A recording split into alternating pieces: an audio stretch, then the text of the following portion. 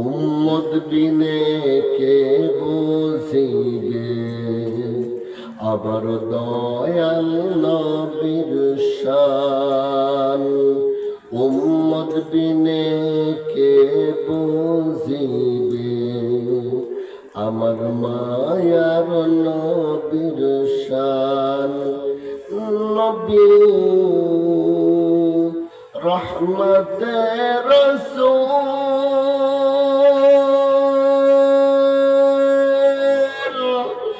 অতি সুন্দর নাম রাখিলেন মুহাম্মদ রাসূল। আল্লাহু আকবার। কোন নবী আমরা পেয়েছি? আল্লাহ পাক রব্বুল আলামিন পবিত্র কোরআনুল কারীমের মধ্যে বলেন, সবাই আমার সঙ্গে পাঠ করুন, আউযু বিল্লাহি মিনাশ শাইতানির রাজীম। অভিশপ্ত শয়তানের ওয়াসওয়াসা থেকে মহান আল্লাহ তাআলার নিকট আশ্রয় প্রার্থনা করিতেছি। সবাই বলুন আমিন। বিসমিল্লাহির রহমানির রহিম। পরম করুণাময় অসীম দয়ালুতা মহান আল্লাহ তাআলার নামে আরম্ভ করিতেছি। সবাই বলুন ইনশাআল্লাহ।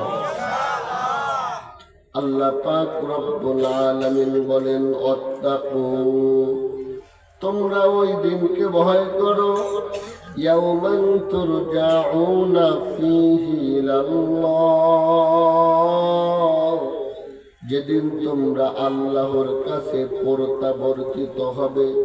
সুম্মা তুওয়াফা কুল্লু নাফসিম মা কাসাবাত ওয়া হুম লা ইউযলামুন।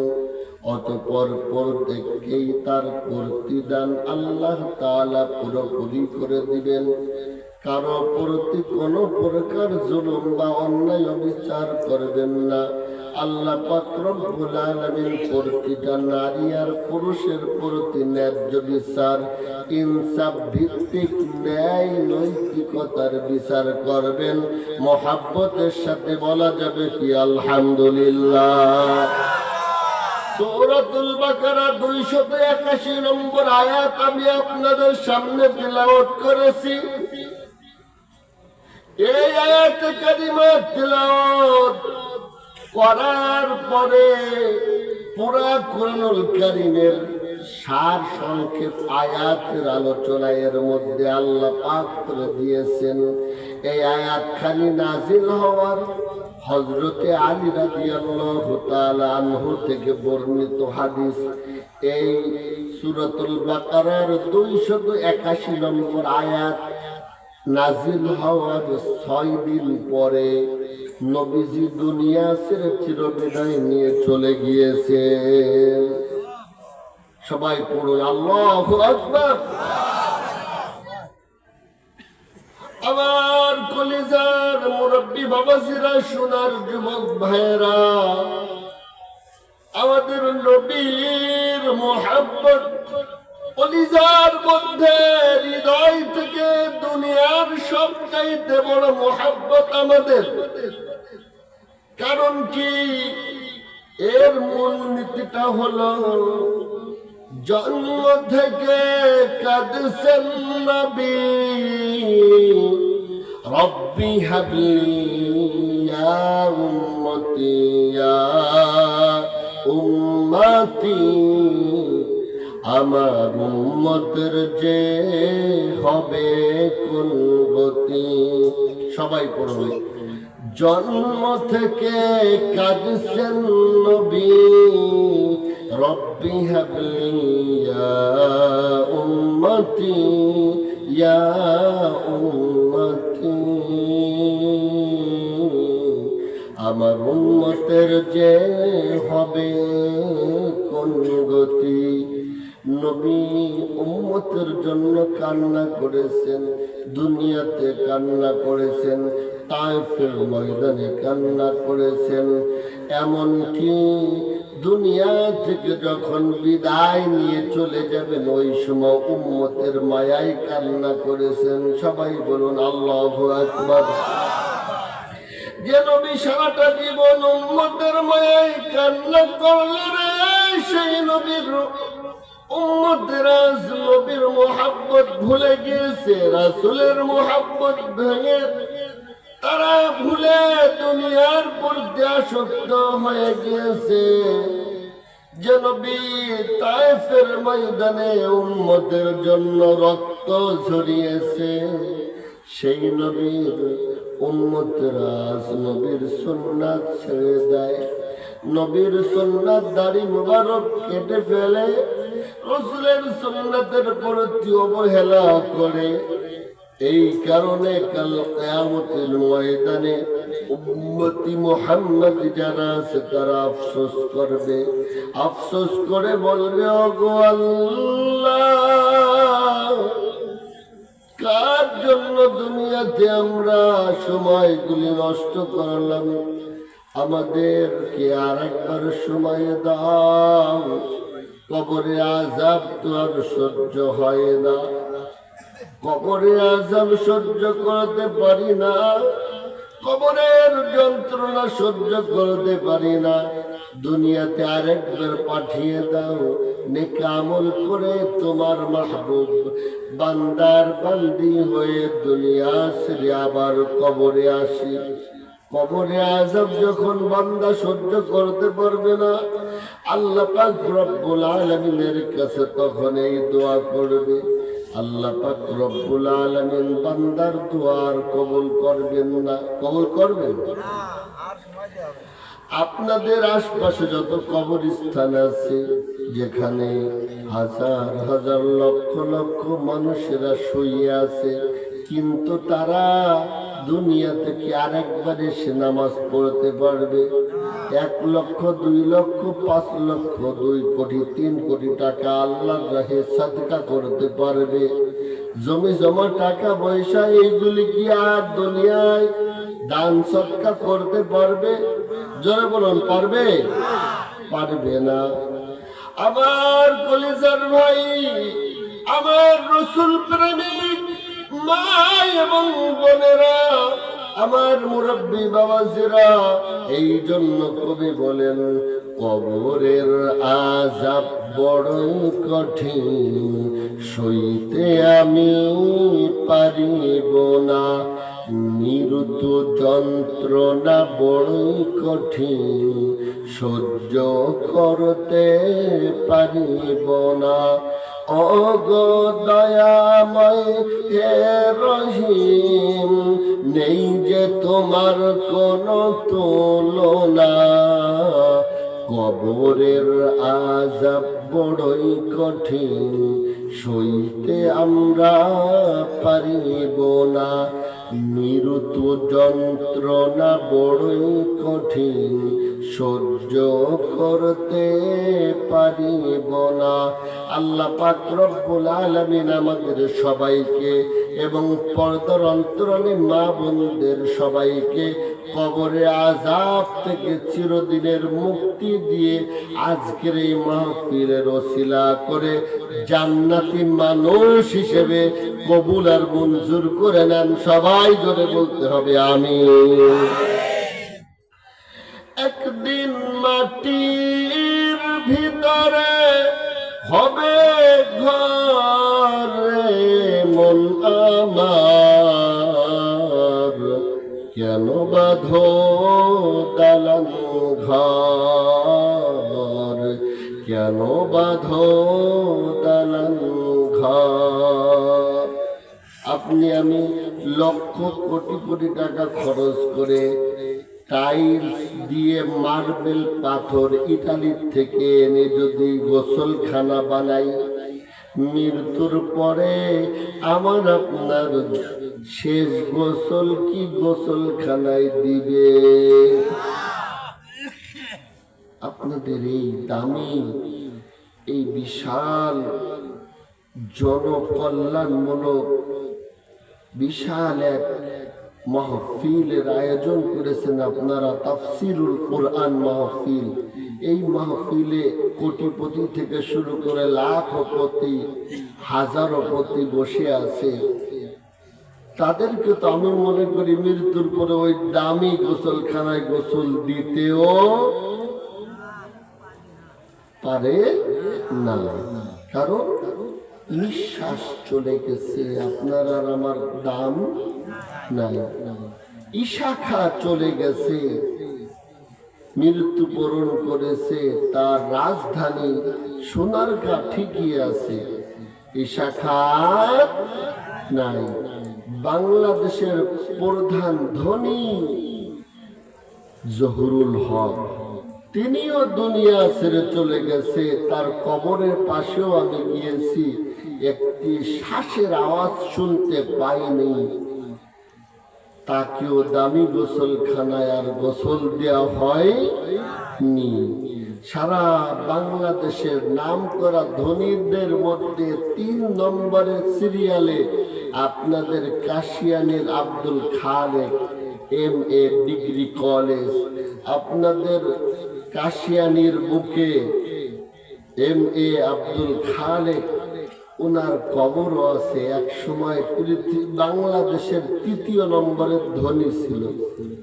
তার গোসলটাও সবচাইতে দামি বাথরুম আর গোসলখানায় দেওয়া হয় নি। আমার আপনার শেষ গোসলটাও দামি গোসলখানায় হবে না, তাহলে কিসের এত বড়াই? আল্লাহ পাক রব্বুল আলামিন বান্দাকে ডাক দিয়ে বলেন, ফরিকুন ফিল জান্নাতি ওয়া ফরিকুন ফিস সাঈর। আল্লাহু আকবার। দুনিয়া থেকে নারী আর পুরুষেরা, জিন আর ইনসানেরা মৃত্যুবরণ করার পরে কবরের ভিতরে হাসরের ময়দানে 2টি দল হবে। এক দল মানুষ ঈমান আমলকে খালিস করে জান্নাতি হয়ে জান্নাতের সার্টিফিকেট নিয়ে আল্লাহর জান্নাতে প্রবেশ করবে। সুবহানাল্লাহ। وفريق في السعير।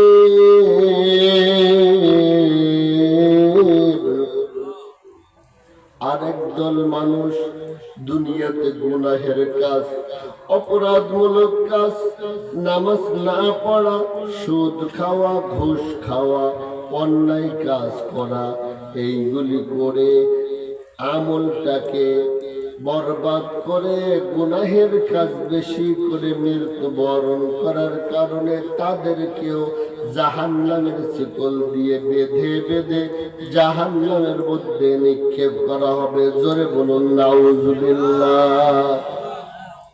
তাহলে আমরা এখানে কয় দল পাইলাম? 2 দল। এবার আসেন আল্লাহ পাক কি বলেন দেখেন। الذين آمنوا وعملوا الصالحات أولئك هم خير البرية। যারা নেক আমল করবে, ভালো কাজ করবে, সমগ্র সৃষ্টি জীবের মধ্যেই তারা সবচাইতে শ্রেষ্ঠ, সবচাইতে কামিয়াব, তারাই হবে আল্লাহর জান্নাতি বান্দা। সুবহানাল্লাহ। খালিদিনা ফিহা আবাদা, অনন্তকাল ওই জান্নাতে বসবাস করবে। জাযাউহুম ইনদা রাব্বিহিম জান্নাতু আদনিন তাজরি মিন তাহতিহাল আনহার। ওই সমস্ত নেককার বান্দার বান্দীদের জন্য মহান আল্লাহ রব্বুল আলামিন অনন্তকাল, অসীমকাল, যার শুরু আছে শেষ নাই, জান্নাতের মধ্যে নিয়ামত রাজি রেখে দিয়েছেন। জোরে আওয়াজ করে বলা যাবে কি সুবহানাল্লাহ। জাযাউহুম ইনদা রাব্বিহিম جنات عدن تجري من تحتها الأنهار خالدين فيها أبدا رضي الله عنهم ورضوا عنه। মহান আল্লাহ তাআলা ওই সমস্ত নারী আর পুরুষ জান্নাতীদের প্রতি রাজি আর খুশি থাকবে। যালিকা লিমান খাশিয়া রাব্বা, আর এই প্রতিদান ওই সমস্ত ব্যক্তিরাই পাবে যারা তার রব আল্লাহকে ভয় করবে। আল্লাহকে ভয় করে গুনাহ ছেড়ে দেওয়া, এর মতো তাকওয়া আর দুনিয়াতে কিছুই হতে পারে না। জোরে বলুন সুবহানাল্লাহ। আমার বদরন্তলে মা এবং বোনেরা, আমার যুবক দ্রানের ভাই, সোনার যুবক ভাইয়েরা, মুরব্বী বাবাজিরা, খুব খেয়াল করে শুনতে হবে। হযরতে আলী রাদিয়াল্লাহু তাআলা আনহু বাড়িতে গেলেন। বাড়িতে যাওয়ার পরে দেখেন তার স্ত্রী রাসূলের আদরের আদরিনী হযরতে ফাতিমাতুজ জহরা রাদিয়াল্লাহু তাআলা আনহা জ্বরে একদম অনেক বেশি জ্বর আক্রান্ত হয়ে বিছানায় শুয়ে আছে। জোরে বলুন আল্লাহু আকবার। আলী রাদিয়াল্লাহু তাআলা আনহু ডাক দিয়ে বলেন, ওগো প্রিয়তমা স্ত্রী আমার ফাতেমা, তুমি অসুস্থ দেখতেছি, তোমার জ্বর, তোমার মনে কি কিছু খাইতে চায়? ফাতিমা রাদিয়াল্লাহু তাআলা আনহা রাসূলের প্রিয়তমা, রাসূলের প্রিয় কন্যা, ডাক দিয়ে বললেন, ওগো আমার স্বামী, আমার একটা আনার ফল বেদেনা খাইতে মন চায়, ডালিম, বেদেনা, আনার ফল। হযরতে আলী রাদিয়াল্লাহু তাআলা আনহু দ্রুত গতিতে বাজারে চলে গেলেন। যাওয়ার পরে একটা মাত্র আনার ফল কিনেছে, পছন্দ করে বাড়ির দিকে নিয়ে যাচ্ছে। হঠাৎ করে এক ভিক্ষুক ডাক দিয়ে বলল, আমার খুব ক্ষুধা লাগছে, শরীরটা অসুস্থ, আমি তো জ্বর আক্রান্ত। দেখেন পরীক্ষা কাহাকে বলে? আল্লাহর রাহে আমাকে কিছু দেন। আলী রাদিয়াল্লাহু তাআলা আনহু ডাক দিয়ে বললেন, আমার কাছে একটা ডালিম আনার আছে। বলল, আপনি যদি আনারটা আমাকে দিতেন আমি খেয়ে তৃপ্তি পেতাম। বলল যে আমার বাড়িতে স্ত্রী অসুস্থ, সেও ডালিম আনার খেতে চেয়েছে, তুমিও খেতে চাও, ঠিক আছে, আমার আল্লাহর নাম বলে তুমি আমার কাছে চেয়েছো, অর্ধেকটা দিয়ে দিল। জোরে বলুন সুবহানাল্লাহ। বেদেনা একটা, অর্ধেকটা ভিক্ষুককে দান করে দিয়েছে, বাকি আছে অর্ধেক। বলতেছি আমার কলিজার অর্ধেকটা ভরে গেছে। আমাকে যদি আল্লাহর রাহে, আল্লাহর খুশির লক্ষ্যে আপনি বাকি অর্ধেকটা দিয়ে দিতেন, আমার মনটা ভরে যেত। আলী রাদিয়াল্লাহু তাআলা আনহু বললেন, তুমি আমার আল্লাহর নামটা নিয়েছো, আল্লাহর নাম বলে চেয়েছো, যাও তুমি এই বাকি অর্ধেকটা খেয়ে তোমার অন্তরাত্মা শান্তি দাও। জোরে বলুন সুবহানাল্লাহ। বাকি অর্ধেক আনারটা খেয়ে অন্তর প্রশান্তি করে, আল্লাহ তুমি তোমার প্রিয় মাহবুব বান্দা আলীকে তুমি বরকত দাও, দোয়া করে দিছে ভিক্ষুক। খালি হাতে চলে গেছে বাড়ি, মনের মধ্যে একটা তামান্না, আহারে একটি বেদনা, সেটাও আবার ভিক্ষুককে দান করে দিলাম, এখন পকেটে টাকাও নাই, বেদনাও বাড়ি দেওয়া যাবে না।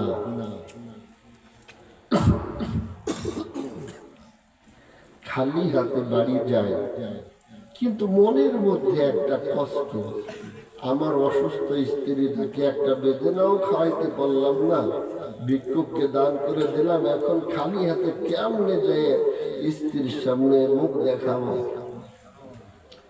তো বহু চিন্তা করে বাড়িতে গেছে, যাওয়ার পরে দেখে ফাতিমা রাদিয়াল্লাহু তাআলা আনহাকে সুস্থ করে দিয়েছেন। তিনি কে? অসুস্থ স্ত্রী ধুইয়া বাড়ি থেকে বাজারে গেছে, বাজার থেকে ডালিম কিনে এসে ডালিম ভিক্ষুককে আবার দান করে দিয়েছে।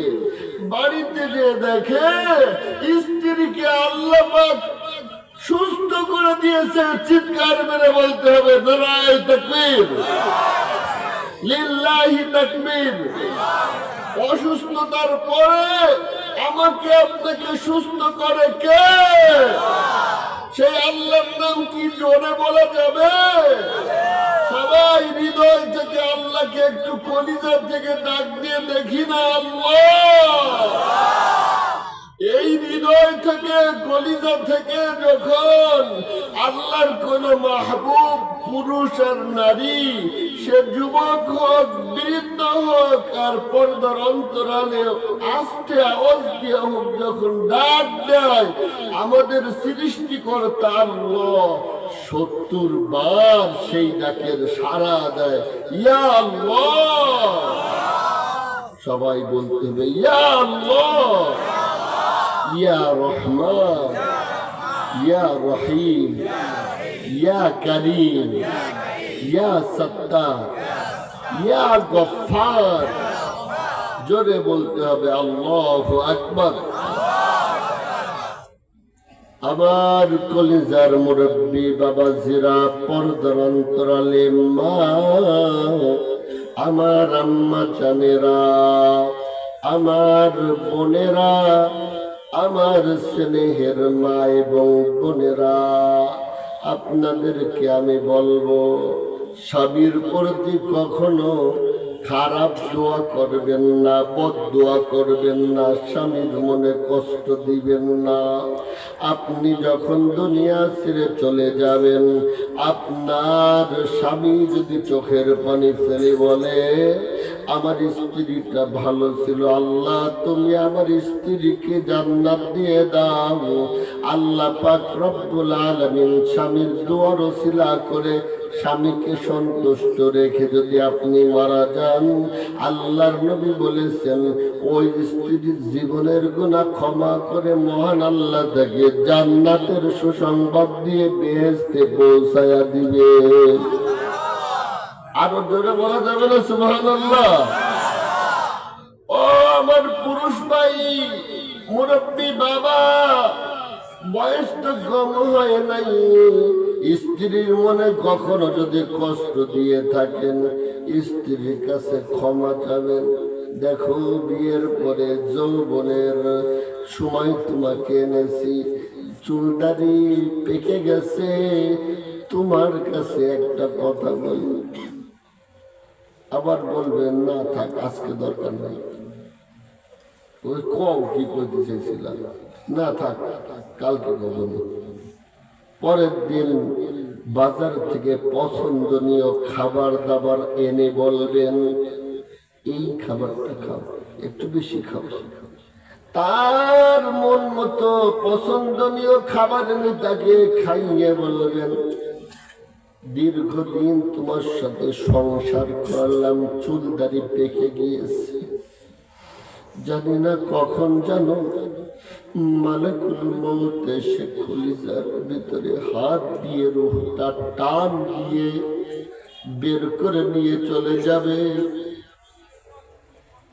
আর কোনদিন তোমার সাথে এই দুনিয়ায় কথা হবে না, সাক্ষাৎ হবে না। পরকালে জান্নাতে গেলে হয়তোবা দেখা হবে, তুমিও জান্নাতে গেলে আমিও জান্নাতে গেলে একই জান্নাতে আমরা দুইজন থাকতে পারবো। তাছাড়া দুনিয়া ছেড়ে একবার যে চলে যায় সে তো আর ফিরে আসে না। অত প্রাণের স্ত্রী কষ্ট দিয়ে থাকলে তুমি আমাকে আল্লাহর রাহে ক্ষমা করে দাও। স্ত্রীর কাছে যদি আপনি মাফ চেয়ে নেন, কারণ মৃত্যু কখনো বলে আসবে না